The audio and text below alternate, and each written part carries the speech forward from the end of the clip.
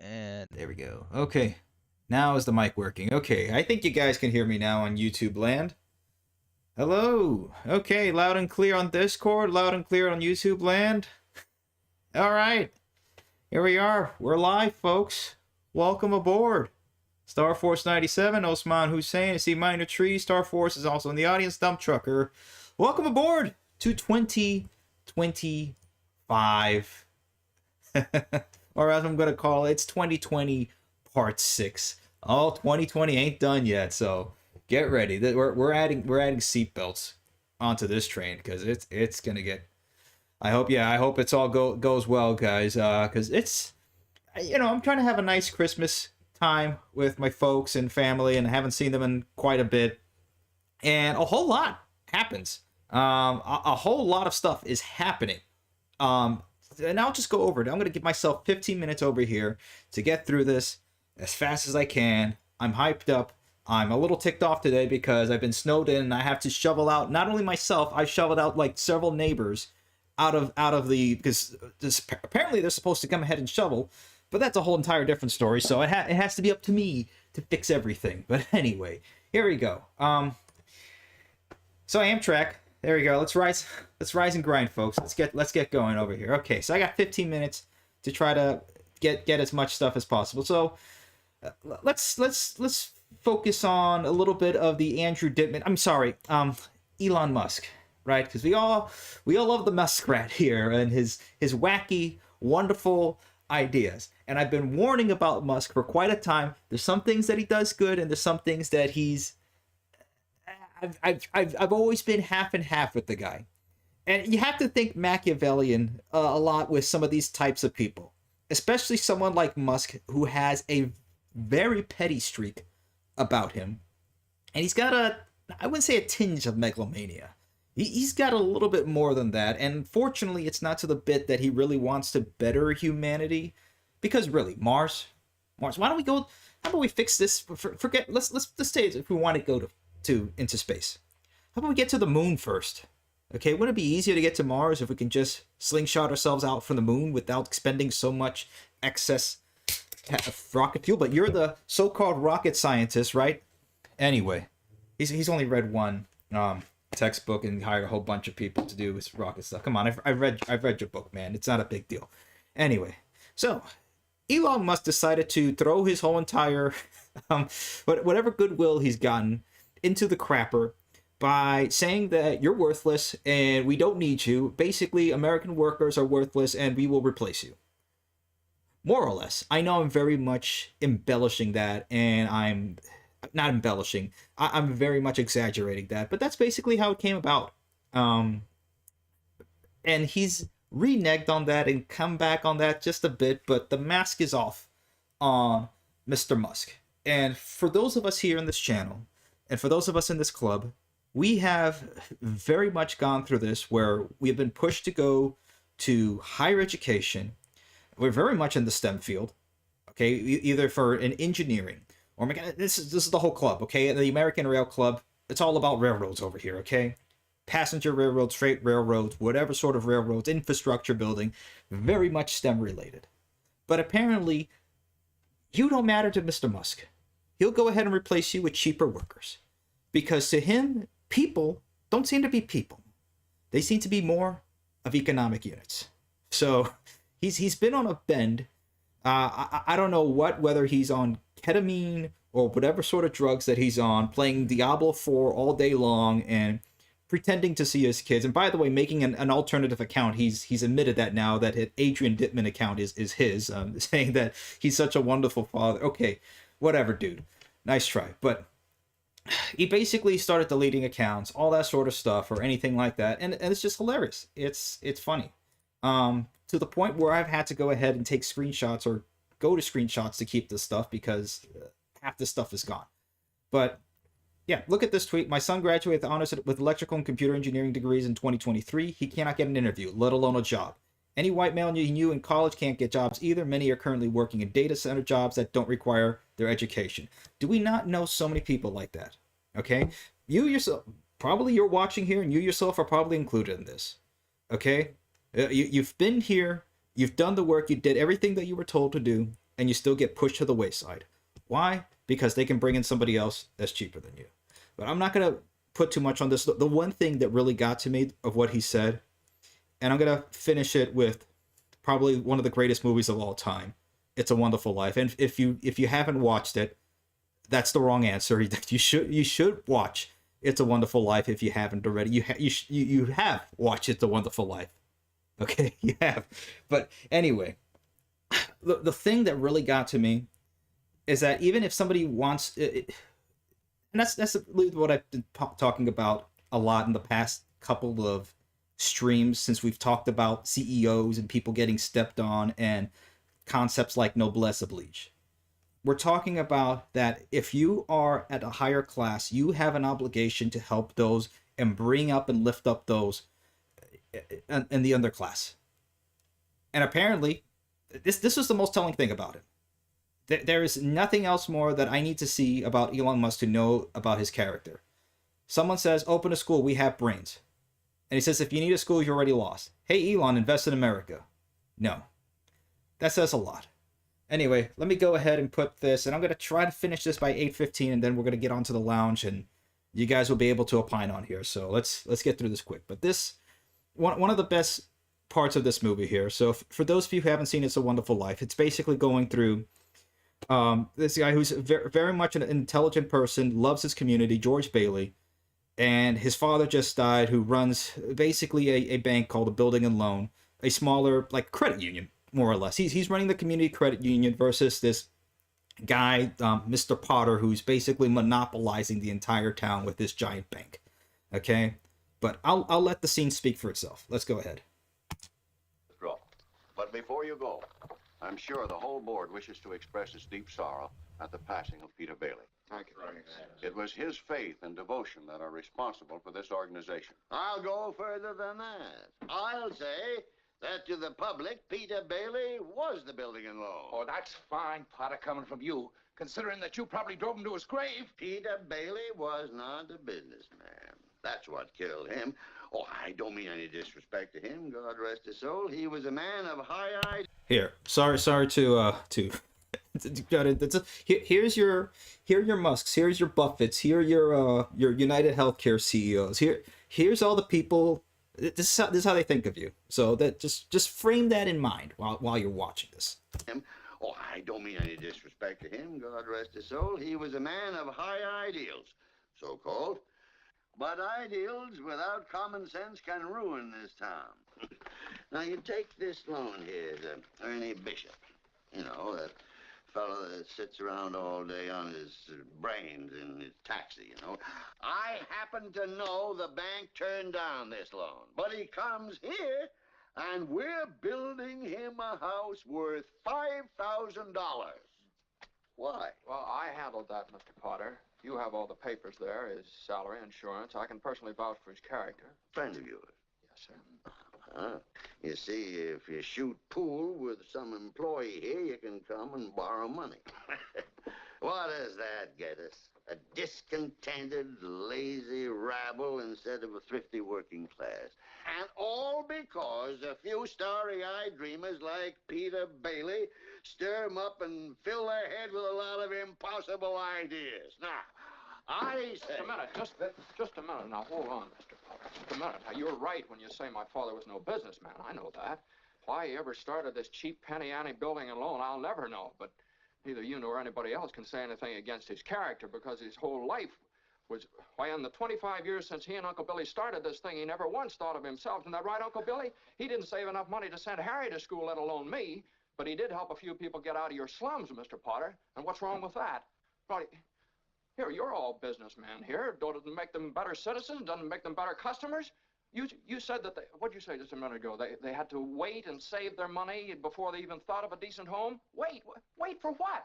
Until their children grow up and leave them? Until they're so old and broken down that you know how long it takes a working man to save $5,000? Just remember this, Mr. Potter, that this rabble you're talking about, they do most of the working and paying and living and dying in this community. Well, is it too much to have them work and pay and live and die in a couple of decent rooms and a bath? Anyway, my father didn't think so. People were human beings to him, but to you, a warped, frustrated old man, they're cattle. Well, in my book, he died a much richer man than you'll ever be. I'm not interested in your book. I'm talking about the building and loan. I know very well what you're talking about. You're talking about something you can't get your fingers on, and it's galling you. That's what you're talking about, I know. Well, I've said too much. You're the board here. You do what you want with this thing. There's just one thing more, though. This town needs this measly one-horse institution, if only to have some place where people can come without crawling to Potter. Come on.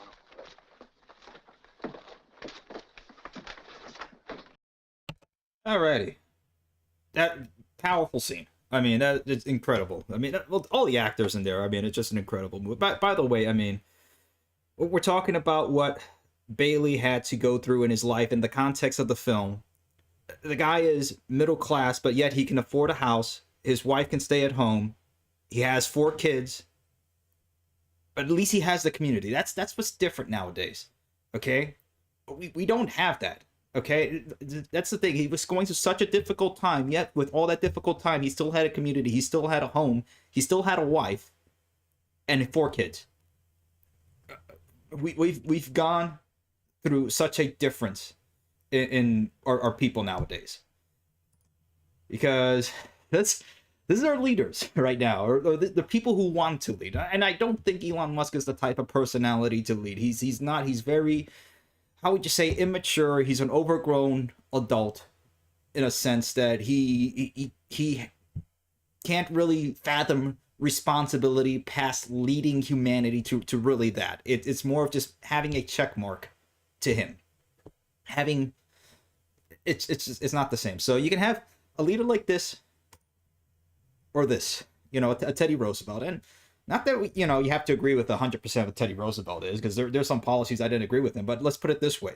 A lot of those leaders back then actually cared about the fabric and sustenance of this country. So the 1 or 2. We're at the eye doctor now. 1, 2. 1, 2. And just really quick, Bernie Sanders even disagrees. For lower skilled guest workers and the H-1B program for high skilled guest workers are being used by employers to drive down the wages and benefits of American workers and to replace American workers with cheap labor from abroad. And here's what it comes down to. It comes down to supply and demand. And if the employers of this country need labor, let them start raising wages for American workers rather than bringing in cheap labor from all over this world. Again, Bernie Sanders is a guy I don't agree with all the time, but I'll tell you what. If there's only 2, if I had to pick 2 people in Congress to start Congress all over again, the only people I'm picking are Bernie Sanders and Thomas Massey. That's it. The rest can go out. Pound sand, get the heck out. Restart all over again. Have those 2 guys, because they're probably the only ones that are the least bought and paid for. They actually have some sort of care. They're not some sort of dual citizens, or they're not any of that. They actually do care about the country. Despite Bernie Sanders and his background and everything like that, he actually has more care for that. But anyway, let's keep on going over here. So 2025 is starting to become a crazy year, and I know it's 8:14. Give me 3 more minutes. Give me 3 more minutes. Electric cars are starting to kill people in more ways than one. So we had this that happened. I don't know, a whole lot of psyops happening. But we're never gonna get. Here's the thing: we're never gonna get the whole actual true story behind this. Does anybody know why Stephen Paddock did what he did? I mean, look at this. So of course the former, yeah, that's loud. Can I put this bigger? There we go. All right. So I'm pretty sure you guys have seen this multiple times in the news. The Cybertruck that exploded. Just strangely, you're a guy who has Green Berets, Special Forces training. I mean, you can get the books online, all the training manuals and everything. They have training manuals of how to create improvised explosive devices. I mean, really, a whole bunch of stuff from Phantom fireworks and some fuel.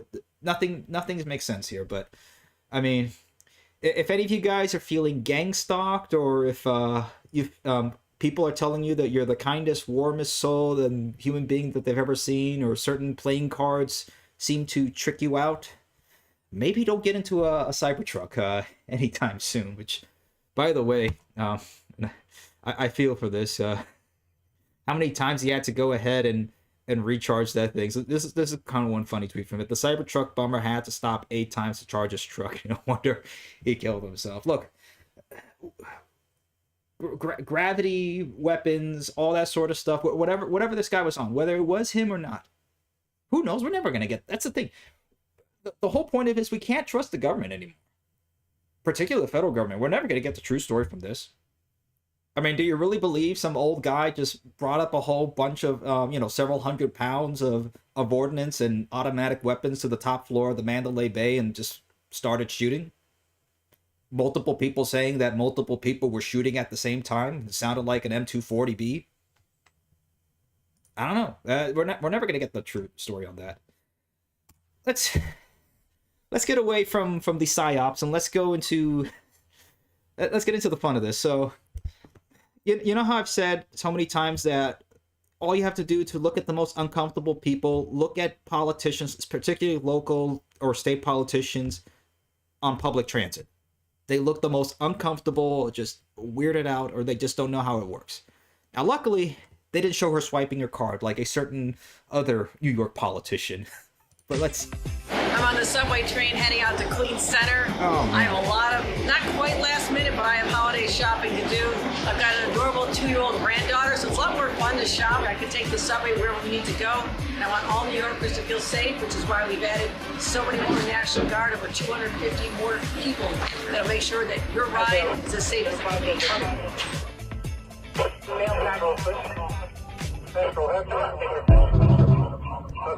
Yeah, you feel safe? Ready? Oh! Nope, someone doesn't feel safe. How about, start spreading the stench. Been dead for 2 days. There we go. Somebody dead on the train at MTA. Yeah, so... Yeah, how about all the National Guard and everything on MTA, and still they can't figure themselves out. Unbelievable. Like I've been telling you guys, the so-called first responders not gonna help you. You're your own first responder. Look at this. This is. There you go. So there you go. There's your the blue. Back the blue. This is what the cops be doing, and look what's happening in the park. Homegirl's getting her ass beat in the park while the cops is literally look. Oh man, New York, man, it's not looking good.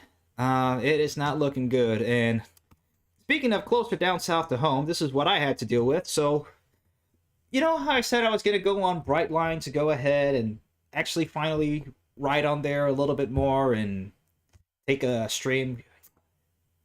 Yeah, that didn't happen because some fire truck decided to get right in the middle of... And first tonight we go to Delray Beach, where 15 people were injured after... Okay, aren't these the guys that are supposed to help you and save you in case of a fire? Now, like, no disrespect to fire department, because let's be honest, most people are glad to see a fire truck far more than they are to see a police car. But this... Come on. Of all the... I can expect it from some 40-year-old Karenita from, Argentina, who just got her Mercedes 7 Series and doesn't want to be stopped by the train tracks. No. She's gonna... Oh! I can see that. But this... No. This is... Oh, man. Yeah, so it was complete chaos at the Brightline and station when I was at Aventura. I mean, people had they were dependent on the train to get to wherever it was, to Orlando, West Palm Beach, wherever, and the whole thing stopped. Because why? Apparently, people said that he got around. Where is it over here? Here we go. Where was it? Where is the quote that I'm looking for? over here. No, it's not showing me. Okay, hold on a second. There you go. Collides with the train crash. Where was the witness saying they were getting across the gates? But anyway, point is, the fire truck was going around the gates, so he knew that the gates were down. There you go. Witness says fire truck went around gate before crash. Yeah, there you go. There's the gates. The gates are down. He went out. There you go. This is the right side of the road. This is the road that he's supposed to be on, and he went around it. Unbelievable. But yeah, if that's what happened to the, I don't know if you saw the pictures of what happened to. There you go. There's what's left of the fire truck over there, and this is what happened to the train. I mean, that's almost total there. I mean, they can replace the nose and all that, but I mean, we're talking. This is not a little crossover or a Jeep or anything like that. This is bad. I mean, we've talked about this multiple times. It is not Brightline's fault. They've done everything they can and more. As people just can't figure that out. But yeah, here's Elon Musk over here, bringing in your Okay, we'll get to the end here. Okay, last things. This was from 2019, but just to give you the scale of where things are, and for some reason it's not showing up correctly over here. I've talked about so many times how China has, if you combine all the world's high-speed rail and double them, it still pales to what China has. And that's the thing. Yeah, despite all the terrible things that China has done, I mean, their country is going to be, let's talk 50 years from now. That's the problem. The problem is that whatever China's doing, they're thinking 50 years from now. And yeah, maybe there's going to be another a coup, maybe starting again. I don't know. At this point, I just, whatever, man. Just take it day by day. It's the 2020s. It's just nuts. We could be like this. Here's Japan. Look at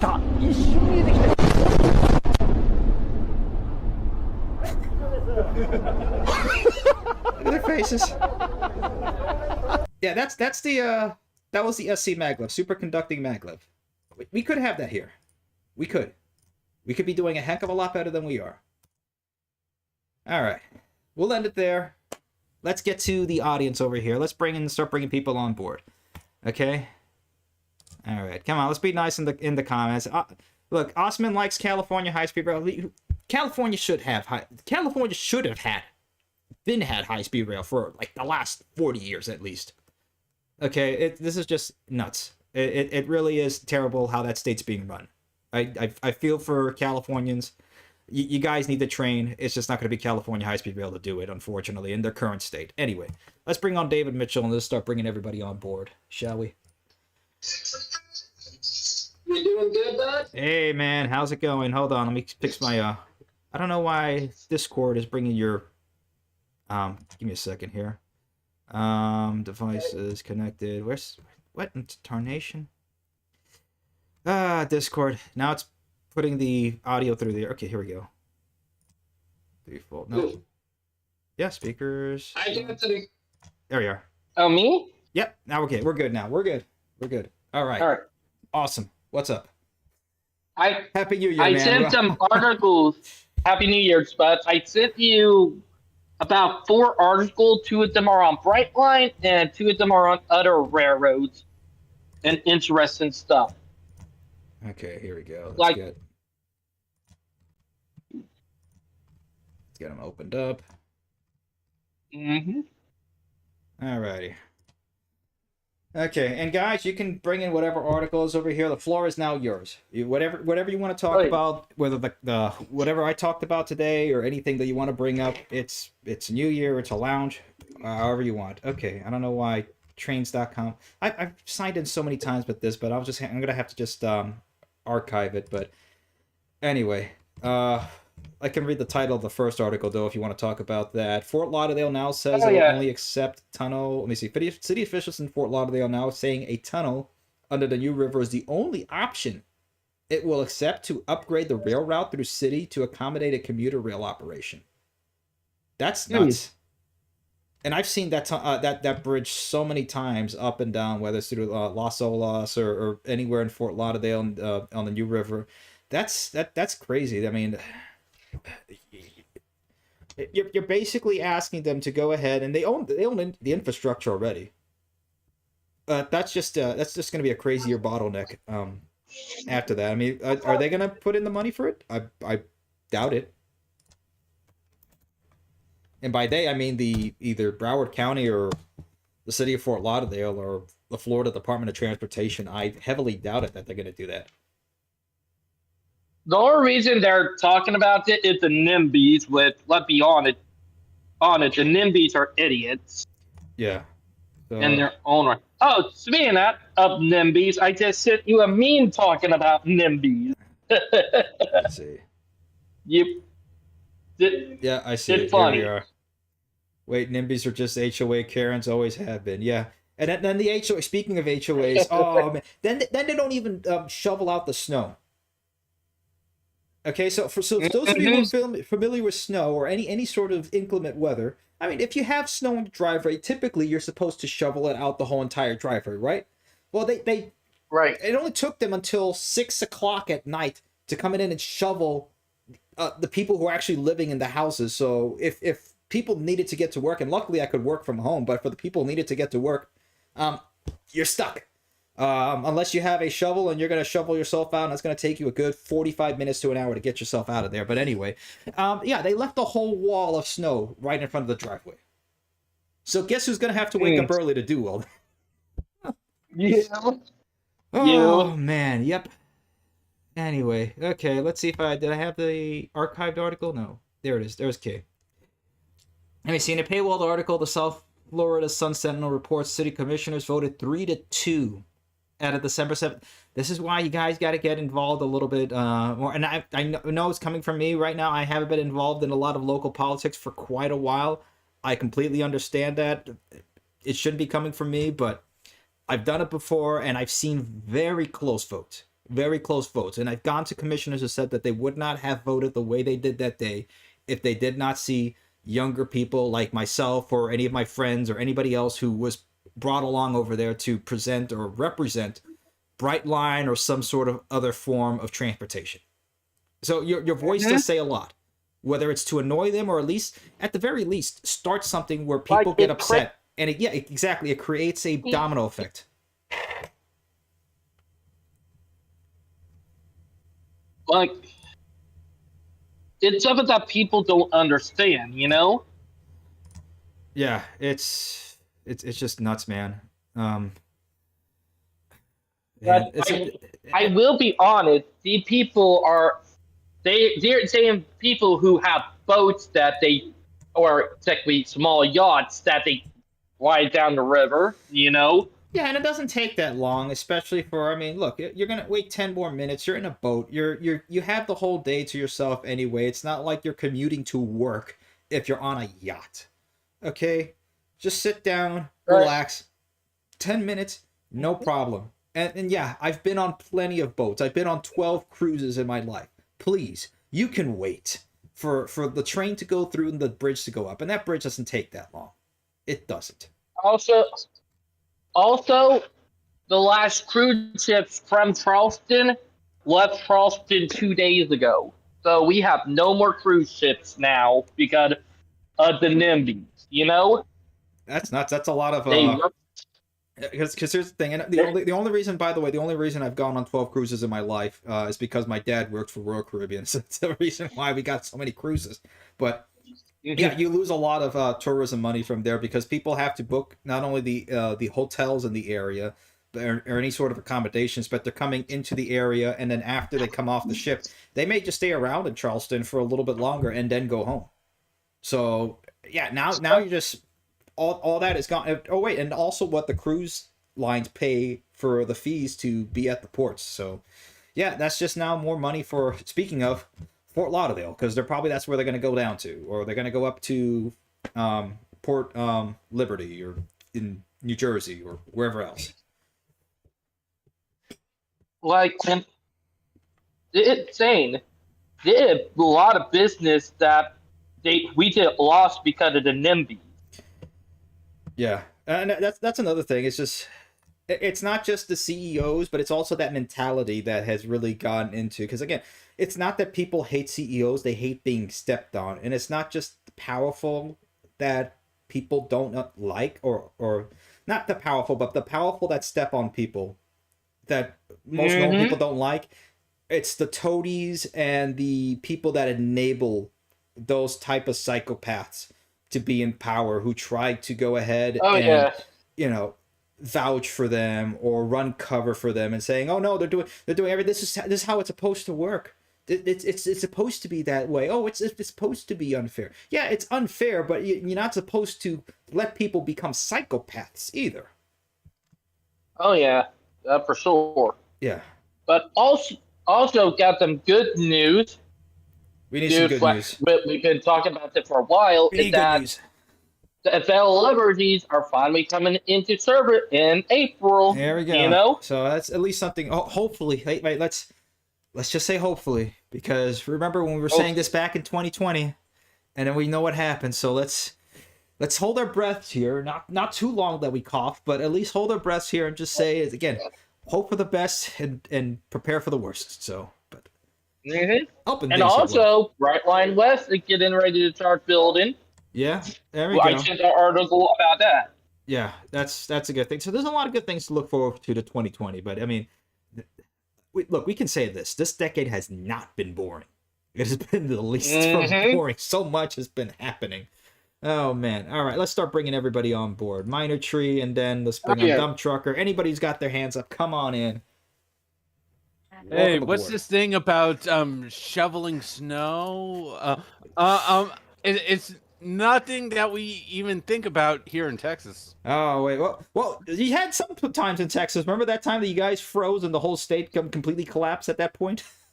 Yeah, I remember. I was supposed to go on a business conference that morning, and my flight got canceled, and then I got rebooked, and then I get a text like minutes before I'm supposed to leave for the airport that all flights are canceled. I know, man. It's like, that's. But the worst part of this all, and that goes back into Texas, is that we've had prior warning.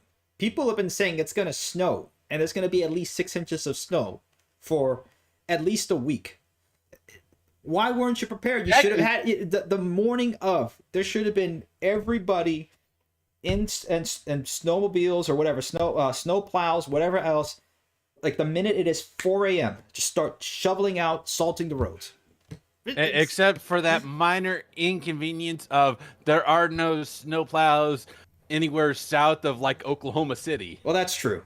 Oh yeah. I mean, oh man, it's not too bad to prepare. I mean, I was the only one. I think I was the only one here with the shovel here because where we're living in right now, the contract says for the rental properties, they're supposed to go ahead and cover all the snow shoveling and snow removal service. Apparently, they did a very piss poor job at that today, to say the least. And I was the only one with the shovel because I said, I'm still bringing a shovel. I don't care. And I was the only one out there with the shovel. And if people needed to get to work, I went ahead and helped somebody out. And their four-wheel drive car got completely stuck in the road. And I mean, they were burning rubber through the snow. The snow was completely blackened out with the rubber. But yeah, you gotta be prepared. They better be out there tomorrow morning giving you things like casseroles and stuff for helping you out. Yeah, where's my payments? Yeah, but Speaking of that, Dimitri, Minor Tree. Yeah, I'll let you go first. Friday night into Saturday morning, we might either get an ice storm or a snowstorm here in where I live. We might. We're not sure yet. Yeah, by the way, those people in Appalachia still haven't gotten. Some of them have gotten some homes built by the Amish, and then FEMA went to go ahead, according to some reports, went to shut down those homes. But yeah, there's still people without homes in Appalachia. Yeah, FEMA's not been doing really great for the last few decades.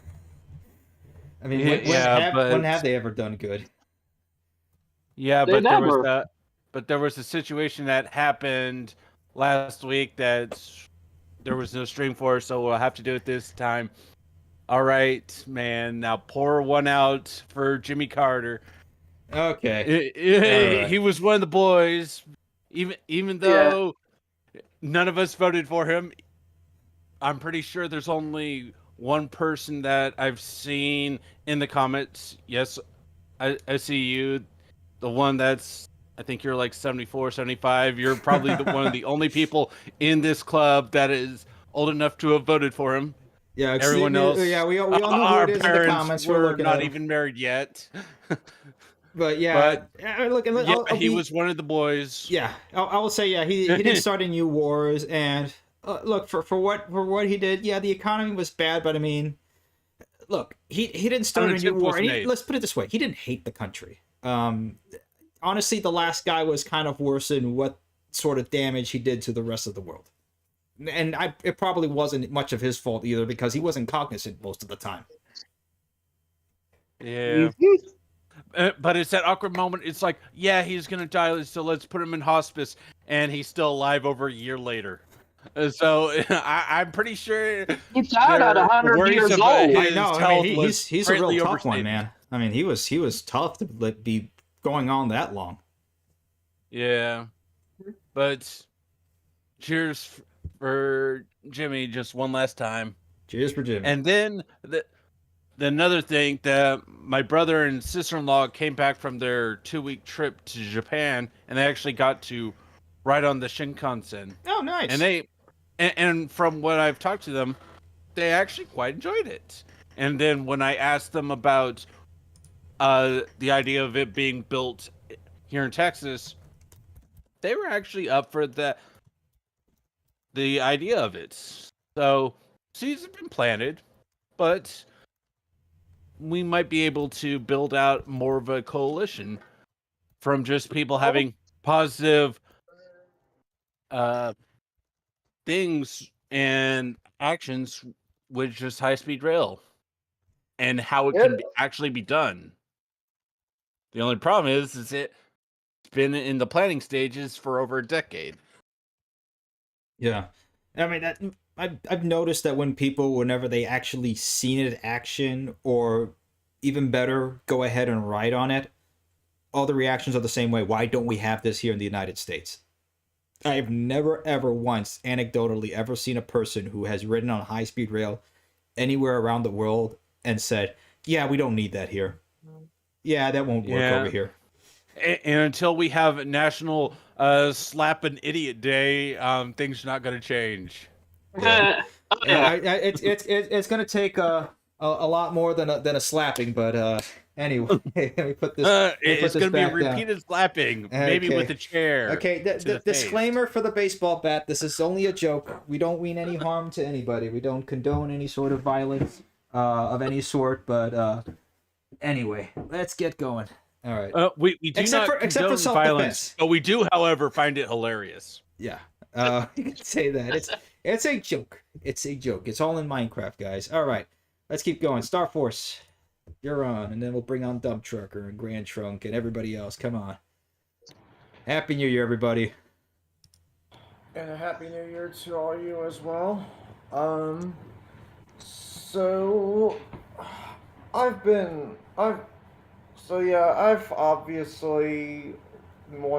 honestly decided to lower my expectations for 2025 personally because of the past, how the past few years have gone this decade, but obviously I also see at the same time, I still see a lot more potential for the high speed train. Well, high speed trains, not only that, but also like rail infrastructure and general infrastructure as well. But obviously, that's gonna be easier said than done, and especially in the winter when you have such huge snowstorms like this. Obviously, it's always better to see why we haven't made much progress in terms of proper infrastructure, and especially rail infrastructure. It's like, because it's almost like, because winter storms, it kind of reminds me of, the holiday travel and how you see the same problems uh, every time there's like holiday travel or winter storm, you're gonna see major disruptions to travel. But obviously, one of the things that obviously uh, can actually make that a little less severe is obviously you need the proper infrastructure. You just continue to see these stories about just all this infrastructure not being able to handle all the traffic, um, handle all the rescue having to have rescues and everything like that because the state of our infrastructure is obviously, in my opinion, is one of the most important things that needs to be addressed before anything else, really. Yeah, that really is the, like, to your point, it's the spine of our country, because without the infrastructure, people can't get to work, the country doesn't run, we can't do anything, we don't have a supply chain. So it doesn't matter how much manufacturing you can build, those products aren't going anywhere without the proper infrastructure to support that. So no, you're absolutely right about that. And by the way, again, saying what you've said about, and I know we've talked about this so many times about every single year being, oh, here comes a snowstorm, the country is crippled, what's going on? Oh, we're expecting so many delays. You don't really see this in other countries because, well, they have working infrastructure, like in, and we'll keep bringing up Japan since we've all mentioned Japan already. And I will say this: one of my best friends got me an E6 Shinkansen model. And that thing is beautiful, but those things run through the snow, and they're made to go through the snow in the northern regions of Japan. Let me see if I can put the video over here. I mean, look at it; it's just plowing through snow like nothing. And it's like, what, we can't build something like that over here whenever we have a couple inches of snow, the whole country has to be crippled. I mean, it's not that hard to do. We can do this sort of stuff. I mean, look at that. They're just running through the snow like nothing. And you see this in other countries where they're able to go ahead, build this sort of stuff, have this sort of infrastructure to support a country. And yeah, they all have problems. That's the thing. We're always going to have problems. Even in our own country, even in our better days. Okay, talking about It's a Wonderful Life, like I said, the George Bailey character had to deal with so much in his life, but he at the very least, he still had his family. He still had a house to live in, and a very nice house. Forget finding a house like that for a middle wage nowadays for somebody who was I think in the movie he's 32 or 33 to have 4 kids and at least a stable job. I mean, that's crazy. And the guy still wanted to kill himself. I mean, that's just nuts. Imagine nowadays how hardened we have to be with everything that we're going through. And I know, look, we have, for all that we complain about, we have air conditioning and heating, and we're all more or less, depending on where we are in the country, whether you're up north like me in Star Force, up in the northern states here, or down south like David and Minor Tree down in North Carolina or Texas. I mean, yeah, we're comfy, I'm sorry, South Carolina. Yeah, I'm sorry, man, and that's a disrespect to South Carolina, because South Carolina's the better Carolina, okay? But look, it's just, we expect better of our country, we expect better of our leaders, and we want more. We can do more. We're able to do more. That's the whole thing. But anyway, I also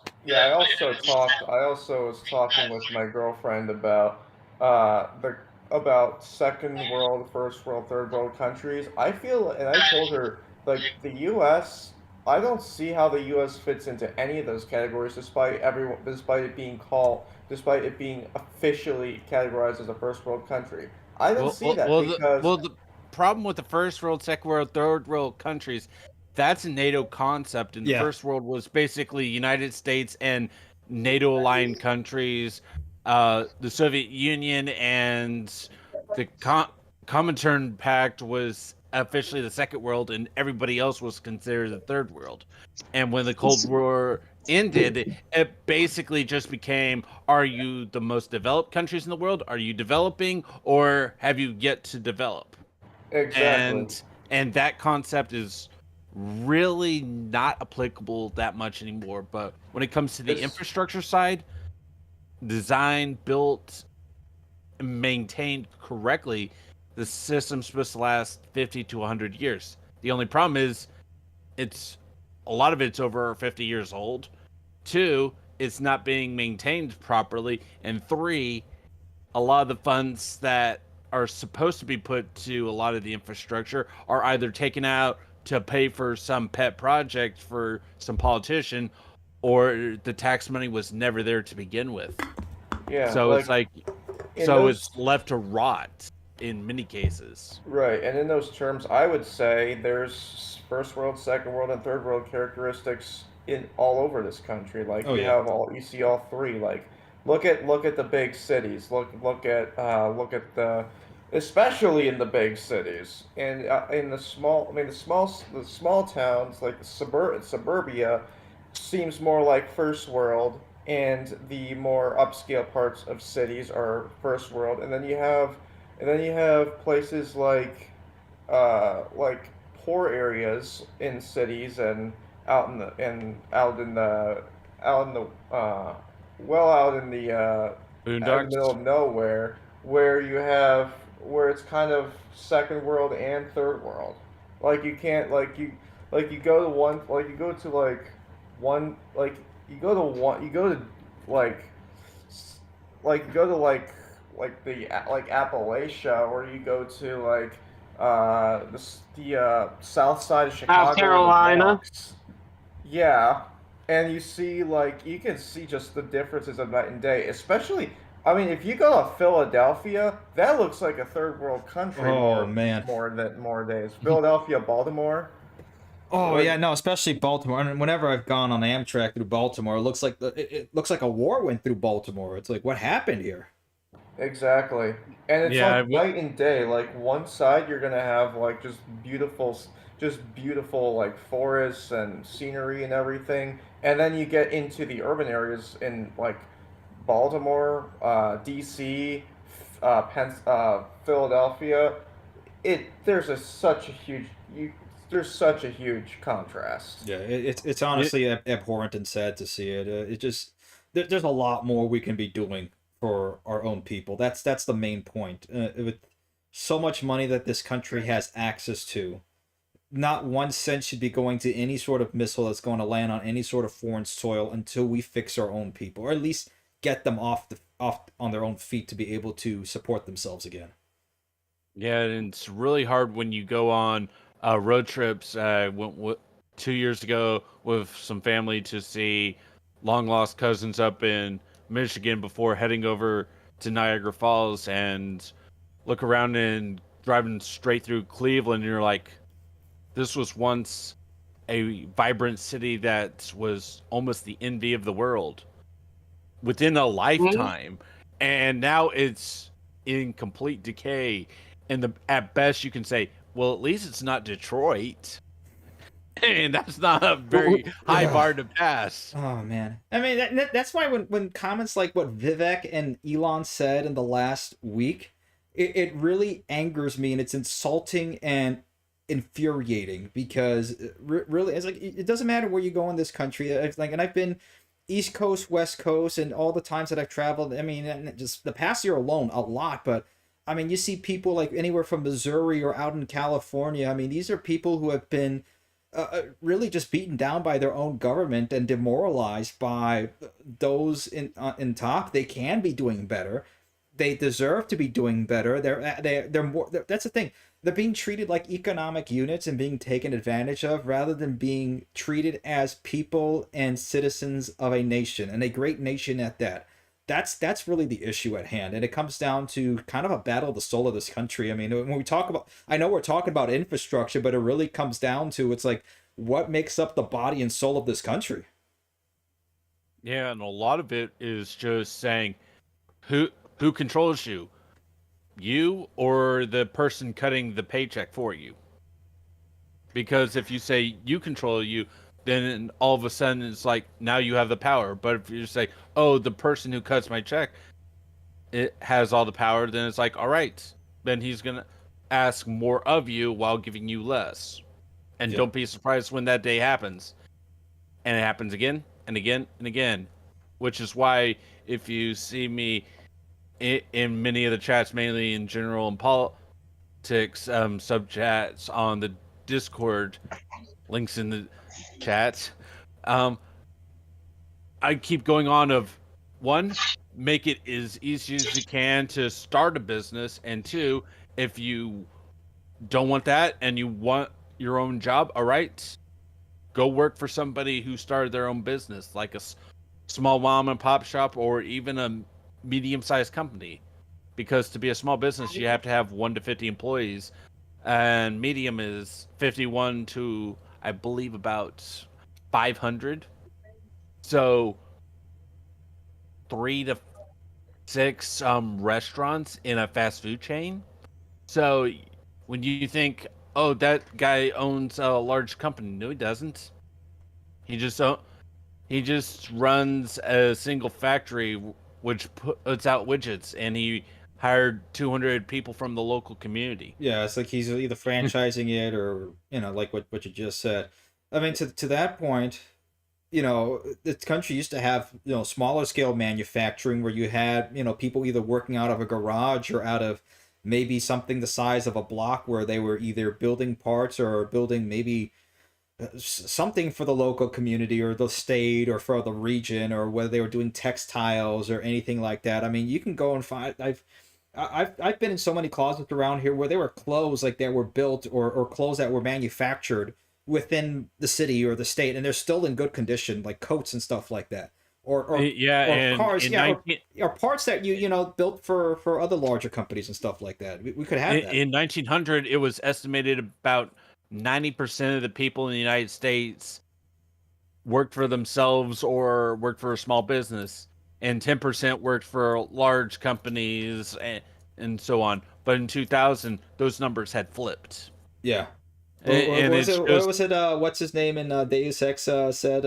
Like now it's 2%. I remember that from the game. But yeah, no, it's just crazy how the dynamic has changed and how people used to work. Not just working for themselves, but they also work for the community, right? Because if you're working for, let's say a guy who's down the street from you who was better off and he owned a factory, he was providing you with at least a living wage or family wage, and you were providing him with your labor and your help to keep his company and keep that profitable. Okay, so it goes both ways. You cannot just throw away the people who are in charge of the company, because you need people in charge, but you also can't throw away the people who are on the bottom helping out. You need both. That's the problem. It's like Henry Ford. He starts a company. He names it after himself. It fails. He starts up another company. He names it after himself. The board kicks him out and renames that company Cadillac. Cadillac, yep. That was it. Yeah, and then he starts up his third company, and it becomes successful. And he names it after himself. Nothing about ego, but he finds 2 brothers in there that want to start up their own company, and he helps them start it up. They become the Dodge brothers. Yep. And they might have had somewhat of a rivalry going on, but it's like he actually showed that he's willing to care for his employees. Yeah, and he paid he was the first one to institute a 5-day work week and have weekends. And then he also and he offered $5 a day. Yeah, which was unheard of at the time. Exactly, and he wanted to pay his employees enough that they could be able to afford a Ford Model T. Okay, so I mean that's they had to work at best 100 working days to afford it. Yeah, true, but I mean still compared to that, like let me see if I can, because there's several ways you can put this in inflation calculator. Inflation calculator. Okay, so let me just go ahead and look it up. So let's pick a year. Let's say 1920 for $5. Let me see. By all means, if you guys want to jump in or keep talking, go ahead while I go ahead and bring this up. Let's bring in Dump Trucker while he's doing it. But let's bring Dump Trucker in. Yeah. Hey, y'all hear me good? Loud and clear, man. Yes, we can hear you. Good. Oh, Dimitri, I forgot to tell you, I went out of model train show Saturday, and I got a couple of in-scale rolling stock. I just sent you the photo of what I got out the model train show. Oh, nice, man. Put it on the Discord. I have just some did. questions Yeah. for. Go ahead, Dumb I have Trucker. some questions for Amtrak. I have a lot. Go ahead. Why are you getting rid of your ACS-64? It's not even been 10 years yet.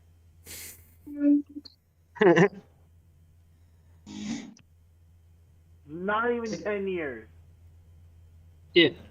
I just all right. For them. All right, I just sent the photo of the stuff I got at model train show, so you might want to be able to show it. Okay. Okay, dude, that is actually cool. Yeah. All right, hold on real quick, because for some of this inflation calculator stuff, it doesn't go back to the year, and we're still stuck on 2023.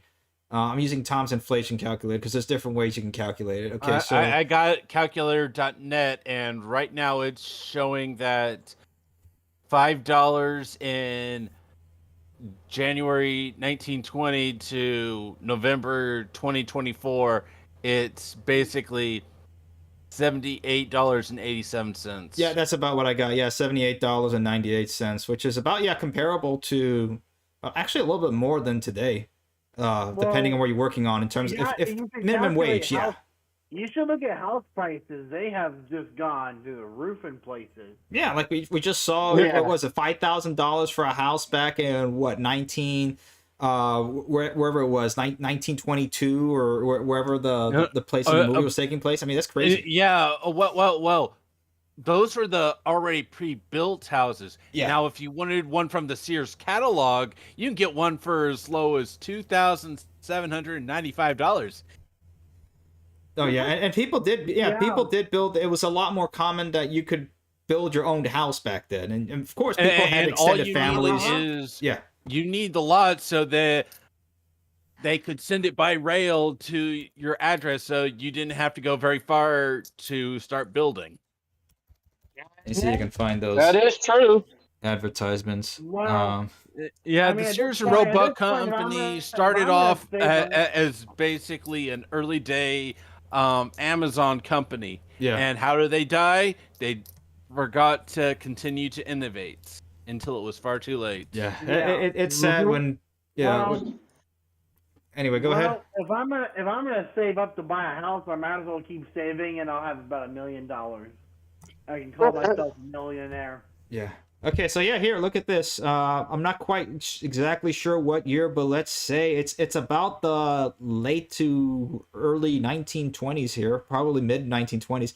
$2,065, completely built. That's how it says it, and finishes this $3,000 10-room residence, as proven by our free plan specifications and complete itemized. But yeah, and back then again, community was the biggest thing. You'd have brothers and uncles and neighbors that would come and help you build your house, and a lot of these places are still standing. I mean, I can go down the street over here and outside Indianapolis, Indiana, you'll still see houses that are still built like this. They're built with good materials, good timber, good bricks, good stonework, and they're still there. It's going to take a lot to bring them down. Yeah, and out of those 10 rooms, probably a good 4 to 5 of them would be an actual room that you can live in, whereas the others be like the kitchen, living room, bathrooms and stuff like that. But 4 to 5 rooms is not bad house. Yeah, that's really good. I mean, you can house it probably with 2 full baths. Yeah. We're talking about a different time, guys, and that's the thing. It's we did have it. Our country did have it. It was basically stolen from us. Stolen by the people in charge and outsiders that came into this country and have demoralized our own population and don't want to fix it. They don't care to fix it because that's not their plan. That is true. All right, let's keep bringing in more people in here. Grand Trunk Line. Oh, Dimitri, did you show the people what I got from the model train show? I got it in the live chat. Let me look for it. Yo, what's up? Well, what's up, man? Oh, nice! Look at that hole. Yep. Nice, man. Scale. Hey, you can't forget the Dr. Pepper too. Yep. Yeah, I do like the N scale stuff. It is especially like some of the N scale stuff, like really the attention to detail for such a smaller scale vehicle is actually really cool. Yeah. That for sure. Oh man. And you know what? You were talking about California high-speed rail earlier. I really think they need to change that up. No high-speed rail. You'll get there. I think they should. That's the thing. The problem is the voters voted for high-speed rail. It's management that's the problem. And if you look at the proposal board, instead of doing high-speed rail, I suggested a regional line like the Northeast Corridor, and eventually you'll get to high-speed rail. I mean, they have the Surfliner and they have Caltrans, and I mean they do have them. The problem is that they need to like secondary lines. This line would be like the main route to go, serve all the big time communities, and pretty much be electric. Yeah, I think they just need they need to bridge the gap between. They need to have high speed rail. This is not. I mean, it's gotten to the point where they've taken so long that the authority itself, the California High Speed Rail Authority itself, has had to bring down the numbers of ridership on the account of the decrease in population in California. That's the problem. By the time they build the train, nobody's going to be living in California anymore at this rate. Wow. By the time that's true. It's an empty state. They build the train, they're going to have a population of about 1 million people, and a train does not serve 1 million people. Daily ridership would literally be like 20 people a day. Yeah, and that's the problem. It works for, especially like for a place like California, where San Francisco and Los Angeles is close enough that you can have high-speed rail at enough frequency to be able to attest for the ridership numbers. It was similar to Tokyo and Osaka. The problem is that they're not building it, and they're not. It doesn't look like at this point even. Well, they're not building it to the point where they need to. They're from what. Oh man, what the governor's name? Newsom. Newsom said that he was going to at least get the Central Valley done between Fresno and Bakersfield, and then maybe go ahead and he's now getting San Francisco and Sacramento connected, but they'll maybe connect Los Angeles at the very least. Now, it looks like they are going to do it. They've already gotten the studies and EIS studies out of the way to go ahead and do everything they need to do, not just for EIS, but also for where the tracks are going to go through and the right-of-way. But it's just taking so long. San Francisco. They're not even going to connect San Francisco anymore, are they? Well, at this rate, they're taking so long. They've already done the upgrades, or they already are doing the upgrades to the station for San Francisco. The problem is that there should have been a train already going to San Francisco. There should have been a train already going down to Los Angeles. They had that like long time ago with the Southern Pacific, but then they made the mistake of building over it.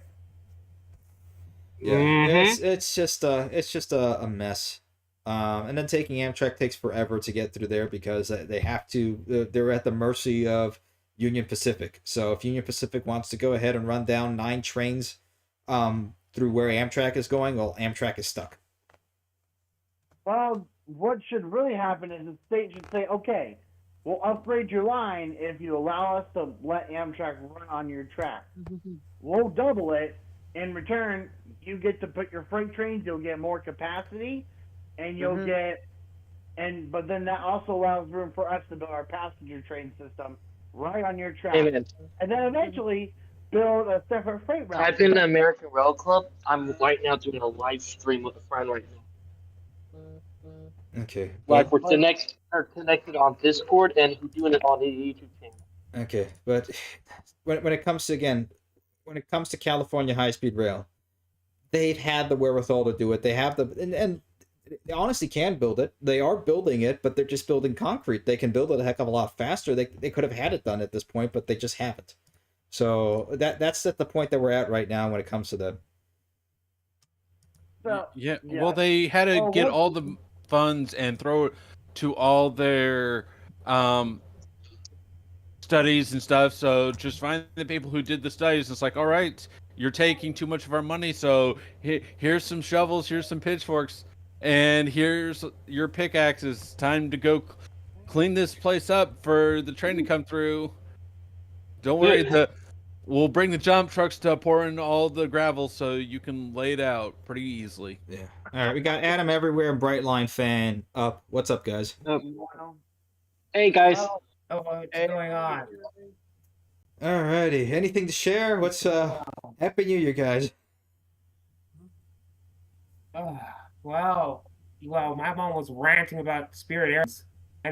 I know, Spirit is worst airline. I've refrained from talking about Spirit Airlines right now because there is so much I can talk about it. I'm just going to leave it alone because we'll be here forever if I start talking about Spirit Airlines. The only thing that's going for the air industry right now, they might be going out of business because of all the issues they've had business-wise in their bankruptcy. Well, they're trying to get the judge to give them bankruptcy protections. Whether he grants it or not, who knows? If so, you can pray that they can reform somewhat better than they already are, which I'd give that a 50% chance of happening. And if the judge does not, well, I give them, 45 to 60 days before the judge says, you know what, stop it. Sheriff seize their assets, and we're going to do a bankruptcy auction and make every single debtor really mad because they're going to get, at best, 30 cents on the dollar for their debts. Yeah, it's just nuts. And the problem with Spirit Airlines, like, it doesn't matter how much you try to fix it's already unfortunately ingrained in the foundation and the culture at Spirit Airlines. And it just goes to prove to you, it doesn't matter how cheap you are or how much you want to save. If you run a bad business model, it's a bad business model, and it'll eventually fail. And that's where Spirit Airlines has... And no, that's the thing, nobody's going to miss them. Everybody's cheering the death of Spirit Airlines because everybody's got some sort of, or multiple Spirit Airlines stories that they have, that it's just been a terrible experience most of the time. So, yeah, it's like nobody's coming to their aid. And the worst part about it is if we had a decent high-speed rail network, even if it's at best 300 kilometers an hour, which is 186 miles an hour through most of the cities, Spirit Airlines would have already gone under, and nobody would have thought a thing of it. Yeah. And a lot of the high-speed rail companies can do what they're doing over in Europe and say, oh, you have a primary service? Well, run a spin-off that's your budget lines, and then, oh, look at that. I always wanted to go all the way to Tallahassee from Miami for like $10 round trip.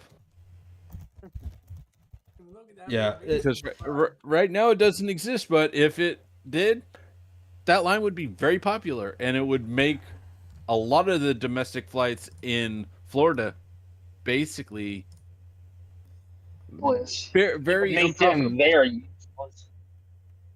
Yeah, and that's the problem, is that like that exercise that I did with Spirit Airlines, you can't really get around if you want to get, let's say, from point A to point B to the country, and all you have is Spirit Airlines. The next airline up that will take you there is double the price, and it has a layover, and that just it's ridiculous, and B, you don't really have any other options. That's really the problem, is that you have an oligopoly of the airlines and not really any options to go around, and that's why you have that ridiculous disparity in price where Spirit Airlines, yeah, it's $76 and a massive headache to get from Indianapolis to Miami, but if you want to get, let's say, on Southwest or Delta, well, yeah, it's going to be $500 and you're going to have a layover in Charlotte.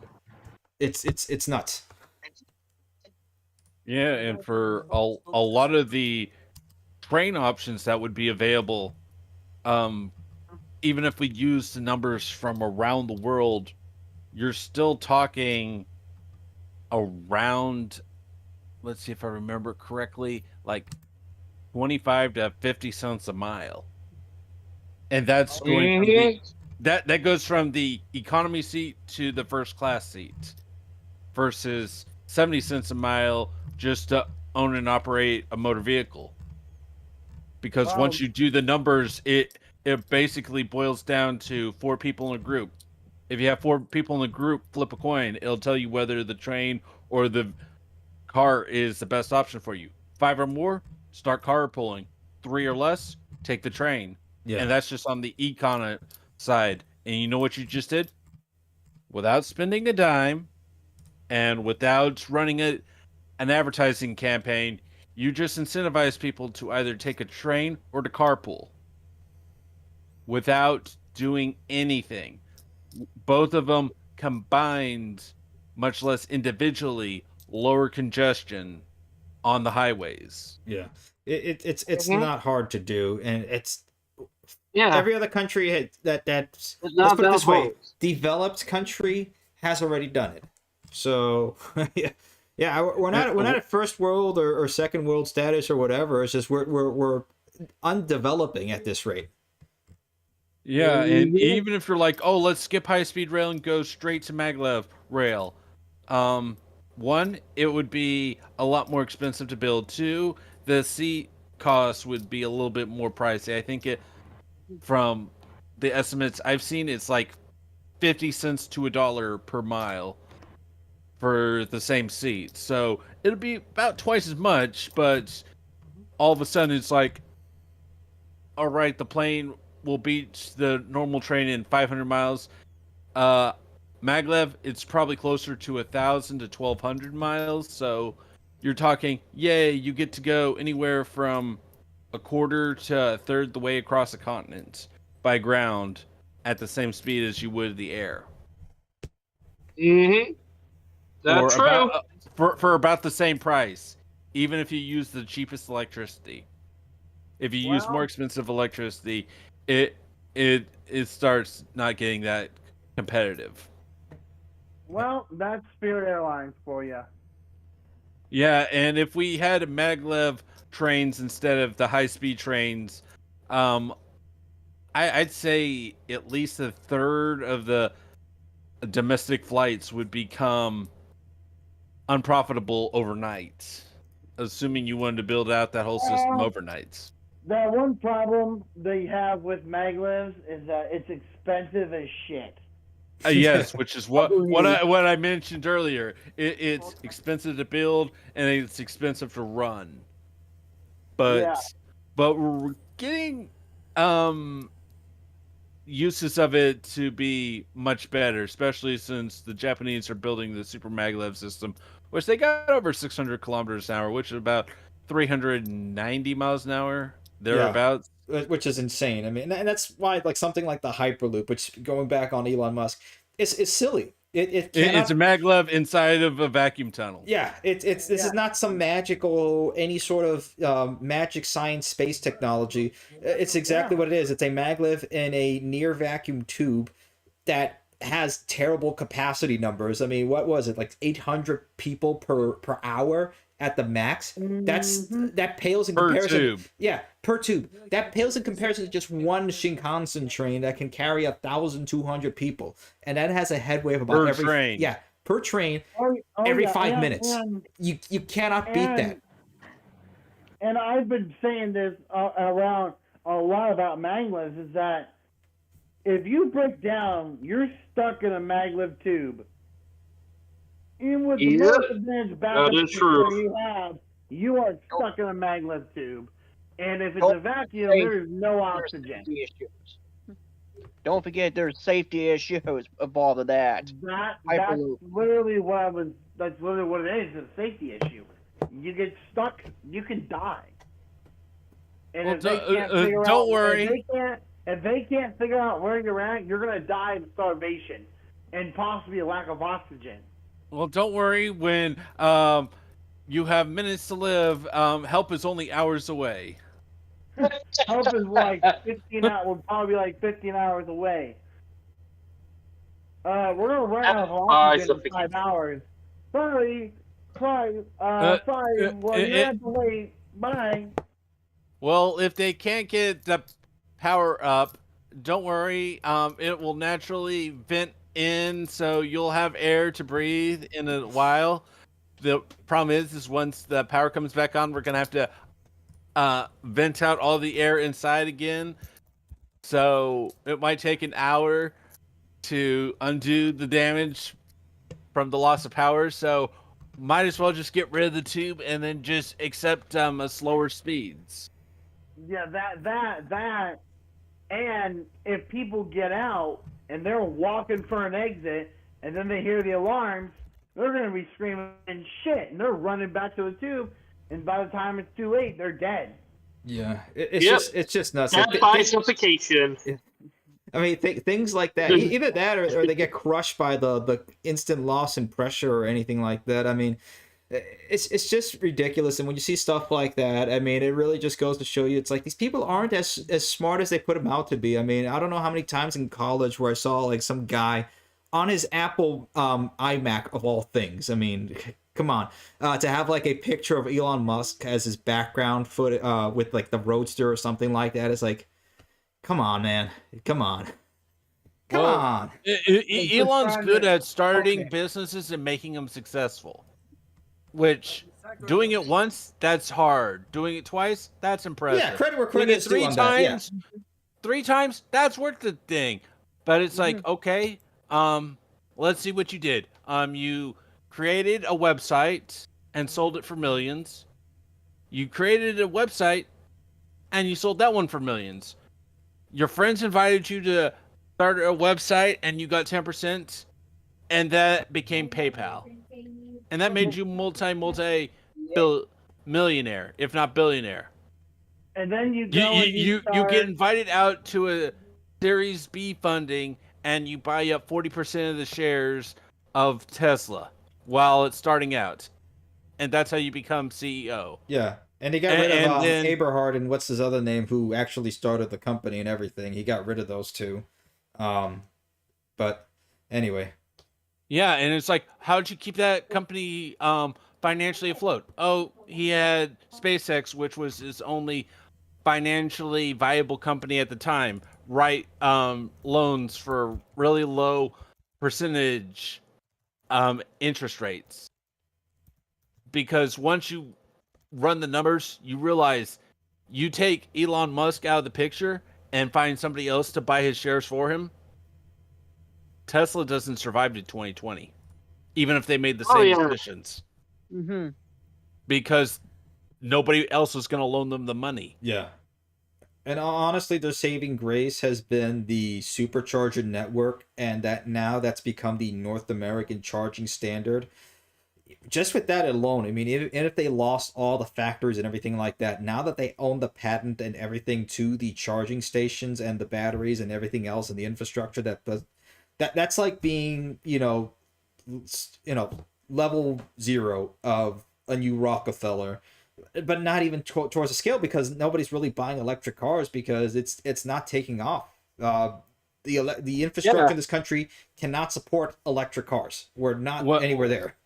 Well, once you look into the numbers, there's over 147,000 fuel stations around the United States of America alone. Let's say the average fuel station has 8 fuel pumps. I've seen some with over 120, but that's besides the point. There are about 2,000 fast start charging stations. I think the largest one I've seen was like 8 charging spots. Most of them are closer to 4. Yeah, some of them are some of them are in weird areas too. Yeah, there are less than 100 hydrogen fueling stations. It's probably closer to around 40, but there's less than 100. All of them are in California. If you want hydrogen-powered fuel vehicles or battery electric vehicles on the same footing as gasoline or diesel, they're going to have to be at least 50,000 stations apiece. Yeah. With multiple locations at each station. Yeah, just to be on the same footing. And that's just on the charging side. I didn't say anything on the power production side or the distribution side. Because that just adds even more complexity. Yeah. Well, also, it takes a long time to charge a car. Yes, true. it does. If we went all That electric, is true.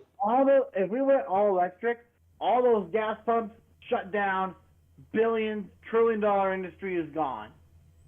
Oh yeah. Yeah, but you have to realize, fuel oils, all that come from petroleum. Check the tag on your shirt. It's probably made from stuff from petroleum or natural gas. Yeah. The plastic ware that you're going to be using to eat your lunch tomorrow, that comes from the natural gas and plastic. I don't disagree. It's like you're wait till you get to the corn industry. Yes, until you can basically create a natural bio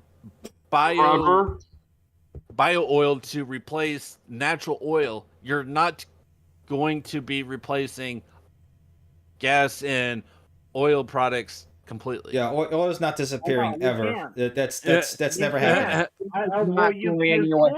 You can heavily cut its need by, from the numbers I've run, probably 10 to 20% within the next 2 to 3 decades, and that's being generous. But to say, we want to stop oil within the next decade, one, you're either insane, or two, you don't know the numbers, or both. Most of the people don't know the numbers. who think to stop oil. So Yeah,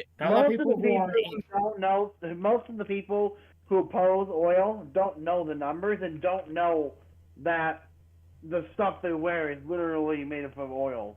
And Agree. Yeah, it's they're, like they're absolutely crazy. The stuff it's they're like wearing, the stuff they use. They're Yeah. in denial. When It's like they're in denial, like, oh, well, this shirt's vegan. No. Yeah, it's like gonna be vegan. no. If they say this shirt's vegan, it's like, all right. Do you live in a place that grows cotton? No. So you had the cotton grown somewhere, which means they had to clear the land, they had to kill the animals, and then they had to plant the cotton. Then they had to put a lot of pesticide and fertilizer. Both are likely natural gas or oil based, and then they had to harvest. Then they had to harvest it. All of it with machines powered by diesel, and then go through the entire process. I live in the Midwest. The pesticides, most of them are manure, and that's just animal shit. Like, let me be on it. The dumbest people out there are vegans. Like, they're hypocrites. They're idiots. They are not that smart. Well, vegans, I would say, are in the top 10 stupidest people out there, but they're not the dumbest. Yeah, there's a lot more. There's a lot of dumb people, but vegans are definitely up there. Yeah, people who just say, just up oil.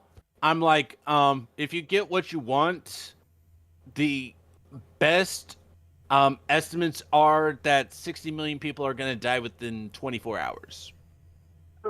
Millions more. Not just that. That's just the United States alone.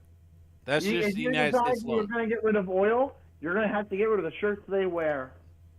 No, once you realize that, one, most of the food is grown in the Great Plains and in certain locations, it's like, that's usually not near anywhere near a large city, so most people are not going to survive it.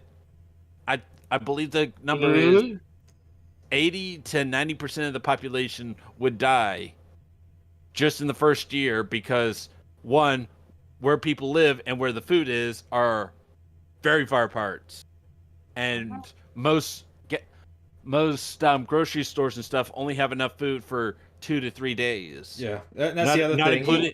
Even if for people who are vegan, that food has to come from somewhere, and it didn't fly there, and it didn't travel on a donkey. It most likely got there by a truck or a train before then.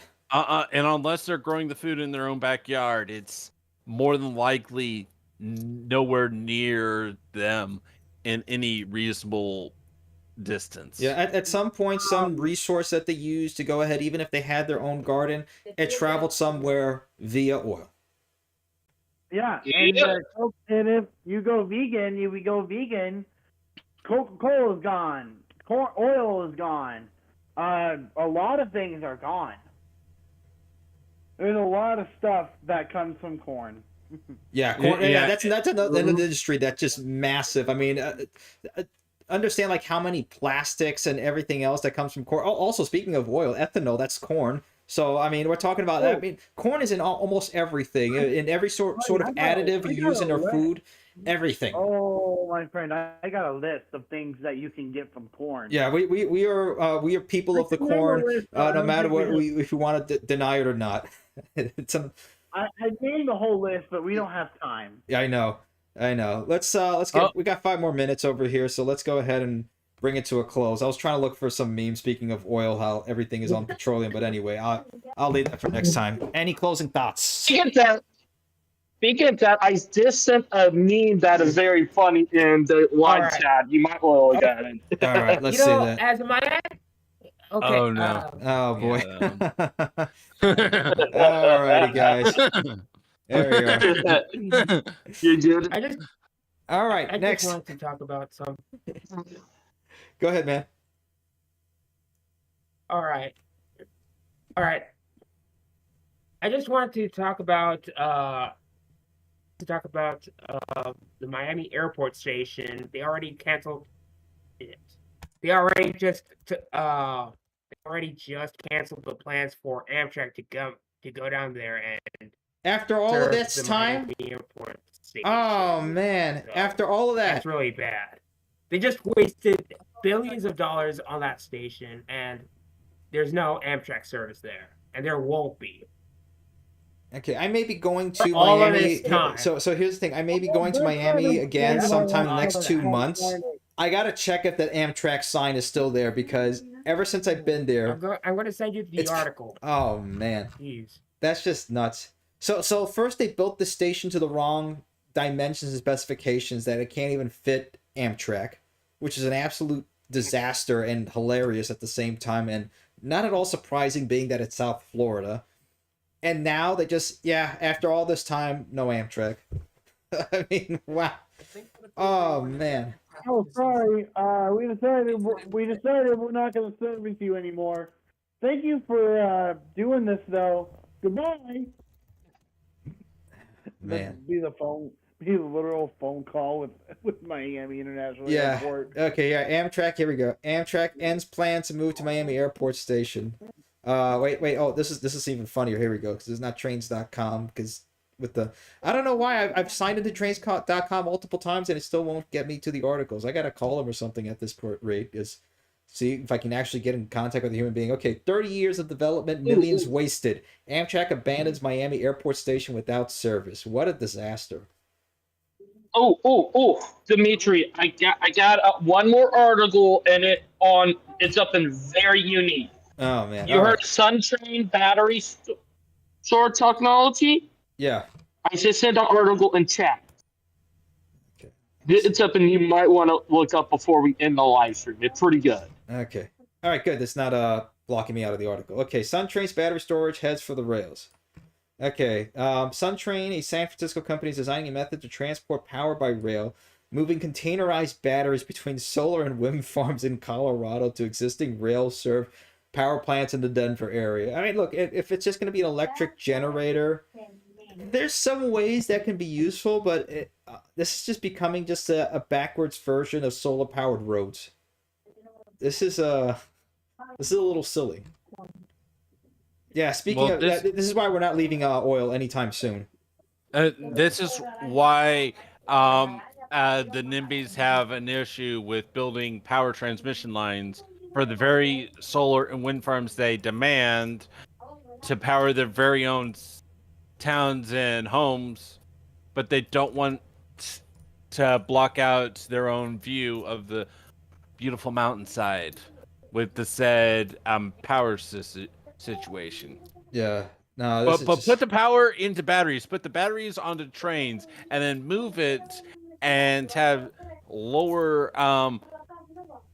efficiency ratings, and that's perfectly fine. my Oh, God! man. Here, wait. One tow truck minor tree. Oh, man.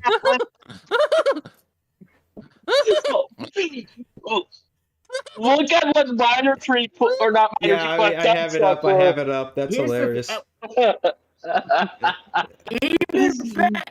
Even better. Even better. The spice must flow somehow, guys. The spice must flow. Yeah, and if you want the oil to last even longer, just go pro-nuclear, like, to crazy Listen, amount. even better. There are some people who are opposing. Listen. Thing. Here's the thing. Oh man, here we go. What's it? They have one. Okay. Oh my gosh. As you see, there are some people who oppose. Yes. Go ahead, man. Go ahead, man. Then we'll end it here. Funny enough, those same people are against nuclear power. A few people here and there that are against nuclear power. Yeah, They're like, get rid of, get rid of. You there? I think we lost him. Like, what are we supposed to? Where are we gonna get our electricity from? Pedaling. Yeah, so they don't want oil, but then the cleanest energy that you can use, nuclear. Instead of using that, they're basically told by the oil companies to not use that, and they're funded by the oil companies to go against nuclear. So it's just hilarious. It's silly. Yeah, once you look into the IRS tax filings from many of the environmental groups, where do they get their money? Oil companies, the Soviet Union, and now the Russian Federation. It's like, okay, why? Because they're trying to sell you oil and natural gas. Yeah. So then, who's the Russian spy there now? I mean, oh man, it's just silly, the whole entire thing. That we should be having nuclear energy at this rate. It's just silly how we've just, especially how our leaders have been bamboozled by the same sort of companies who they say that they're going against, and then they'll gladly take the money to go ahead and say, yeah, we're against nuclear energy after all of that. Yeah. Even though if we kept building 5 nuclear reactors per year at the same rate we were back in the 60s and 70s, yeah, we'd almost be done with the amount of reactors we need just in the United States alone. We got to have a counter somewhere that says how many streams without talking about nuclear power, and we're just going to keep resetting it to 0 every single time at this rate. So it's just every stream we talk about nuclear energy. No. What should be done is get every single group that you know of to go find all the information of the energy usage by country, United States, Canada, and all the countries in the EU. And then it's like, all right, I want you to go back to January 1st, 1950 through today, day by day, hour by hour, if possible. And it's like, how much power was created and by what source for each. And then put that into a massive Excel spreadsheet. And it's like, all right, here is everything that has happened for the last going on 75 years now. And it's like, all right, this is what would have happened if you went pure nuclear, pure hydro, pure this, pure that. And it's like, this is how much environmental damage your environmentalists have cost you for not going green with the known sources of energy that we knew at the time. And it's like, this is on you. Yeah. Alrighty, guys, we're gonna stop it right here at the station. It's 9:34, so I hope you guys are all comfy out there. If you're somewhere where there's snow, stay safe, and even if you're not somewhere where there's snow, stay safe. It's gonna be a bumpy ride of 2025. Glad we're all here. We'll keep on going. Don't tell me what to do. No, bro. I only got like 4 inches. I want more. Yeah, I'm glad for the snow. We haven't gotten good amount of snow up here in Indianapolis for a good point. But yeah. All right, guys. 7 Take year for care. us. Happy New Year. We have right out to say then. Have a good night. Free like, subscribe, and we'll talk to you guys later. All right. Take care, guys. Godspeed. See you later, guys. Bye. Bye. Bye.